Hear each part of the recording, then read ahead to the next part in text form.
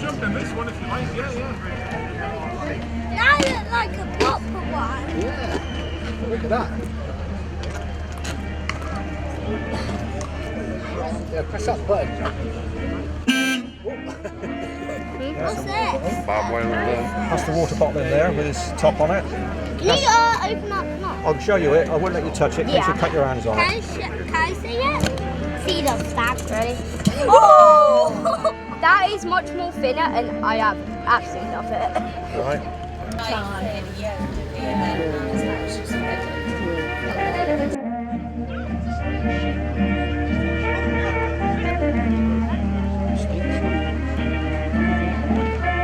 We don't want the parrot. So what did you need?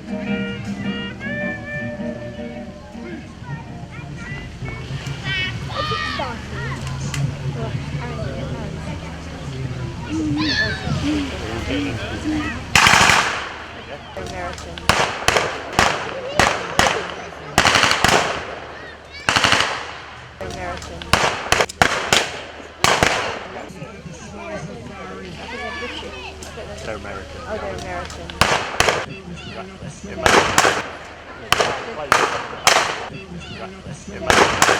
They're American.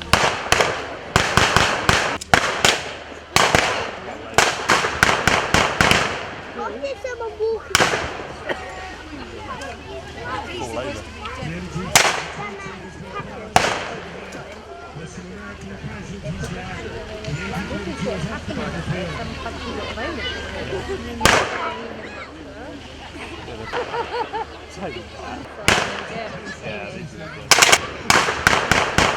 As the Americans on the trail, they'd shoot them.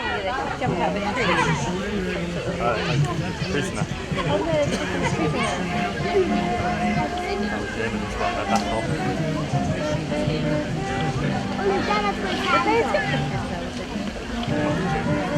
Daddy, look, that man's got his hands up. Hey, look, the American's got his hands up. Daddy, because they've got their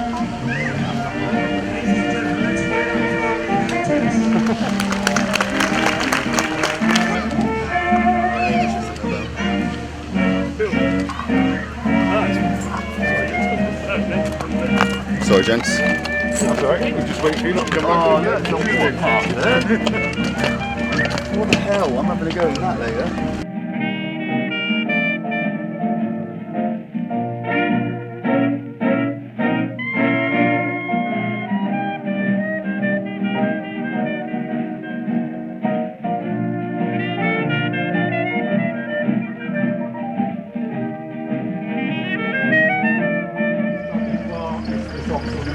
It's the first time since Marlborough that Britain had come back across the Channel completely defeated without its equipment. And that spawned the ideas that led to what we now call special forces. The idea that perhaps we needed a way to fight the Germans because we weren't going to be able to fight them in their own game. They were clearly much better than us at what they were doing with their Panzers and Scooters, what we call blitzkrieg or lightning war. And we needed to find another method, and that method led to the creation of special forces. And the idea you can fight a bigger enemy in an indirect fashion. You could roll that out into present day in somewhere like Ukraine, taking down the Russians.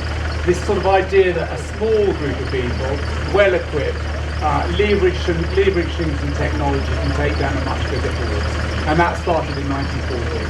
I think that we just touched on about Churchill, that he at the time needed to come up with some way to show the Americans that we were still a force. We stood there alone in 1940, and his idea was to come up with special forces, and also he wanted to start the espionage service at the SOE, which we're going to be talking with Dr. Helen Fry about later. And these were Churchill's ways of showing our allies, especially the Americans, that we could actually do something. So, Tom, let's move to Dudley Clark, this mystery figure. Who was Dudley Clark? So Dudley Clark was an army officer. He joined up in the First World War, but he was too young to fight. Between the wars, he'd been involved in several interesting escapades, including things like observing the Moroccan Berber insurgents in Morocco. And that's important because that led to what we now know as guerrilla warfare, which is the idea that it's used by people like the Taliban, it was used by the Viet Cong, it was used by Chairman Mao. And again, that was the idea that small groups of people could fight bigger forces. And he was on the front line in North Africa in the 1930s, watching the Moroccans do that for Spanish and French. And so after the war, after the peace and when at the outbreak of war, he had these disparate ideas about how small forces could fight bigger forces. And very specifically, his family, he came from South Africa, and his family had been at the siege of Ladysmith, which is a siege where the British Army relieved the siege of Ladysmith, but instead of surrendering, the South Africans went into the veldt and rode around on ponies, the Boers, and they called themselves the Commandos, with a K. And Clark thought in the Second World War that would be a really good name for a special force. And so if we come to the evening after the Dunkirk evacuation, the British Army's on its knees. The commander of the British Army is a man called Jack Dill, and Clark's working for it. And Jack Dill's sort of looking out over Trafalgar Square, the pigeon ship covered Trafalgar Square statue of Nelson, going, what the hell are we going to do? And Clark goes, I've got an idea, I've had this idea, we should create our own commandos. We should create commandos with a C, not a K, send them back across the channel and fight the Germans, and we can hit them in lots of different places, pinprick raids, and that would dislocate their ability to come across the channel and attack us. And Bill goes, that's a bloody good idea, but I'll tell you what's better, Churchill will love this. Go back to your flat tonight and write it up. So he went back to his flat in Stratton Street, which is opposite the Ritz.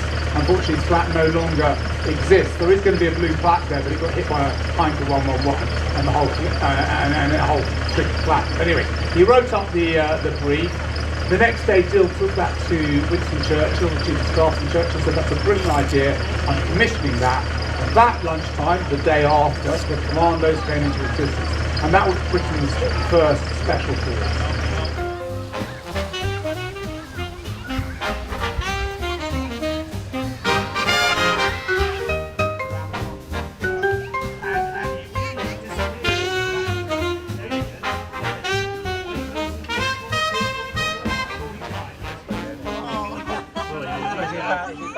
So the German army used civilian bikes, and then in 1939 they standardised the contracts for everything. So this is a contract bike, so this is an army issue one.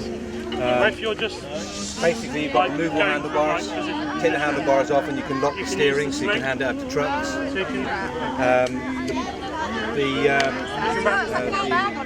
frame is slightly bigger to get the box in, and you've got a reversing hub on here called Torpedo, which is copyrighted by the company.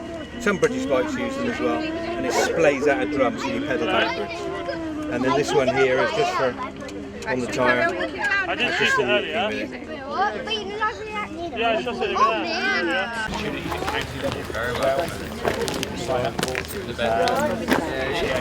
They did everything. They did. They looked after the. Yeah, they worked on farms. Yeah. So there was probably about 40,000 of them by the end of the war. Actually, helped doing the work of men really on the land. But they did everything from dairy farming, so they were milking, right through sort of pig husbandry and stuff, and then they were actually from the working on the land. They were doing weed pulling, or they were actually ploughing with tractors. They were they did everything the men did on the land. They just took over.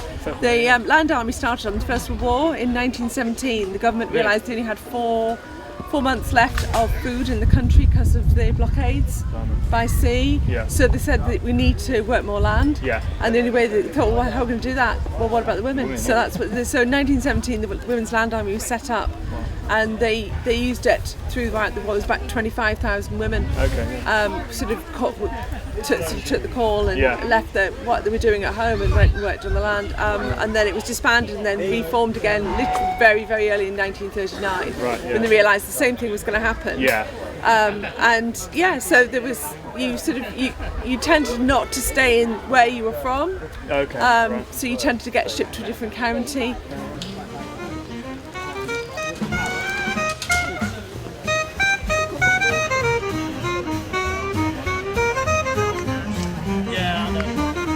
any of the doors.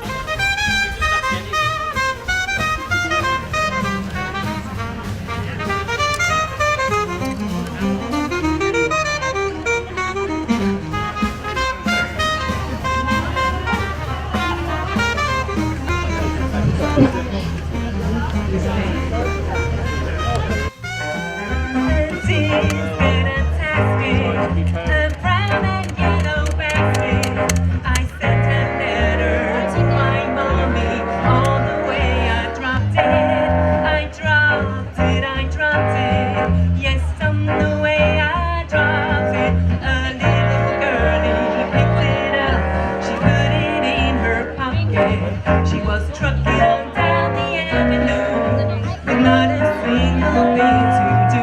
She went pecking all around. When she spotted on the ground, she took it, my little yellow basket.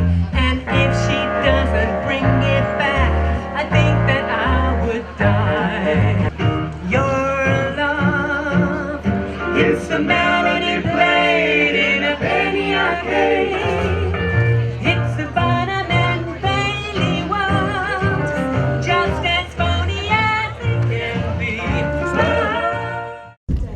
Right.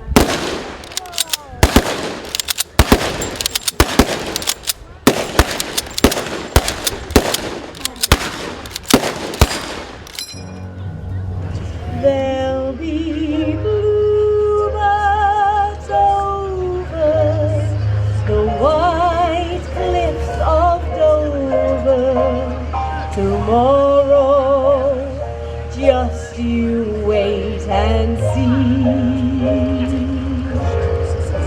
There'll be love and laughter and peace ever after tomorrow, when the world is free. The shepherd will tend his sheep, the valley will bloom again, and Jimmy will go to sleep in his own little room again. There'll be bluebirds over the white cliffs of Dover tomorrow.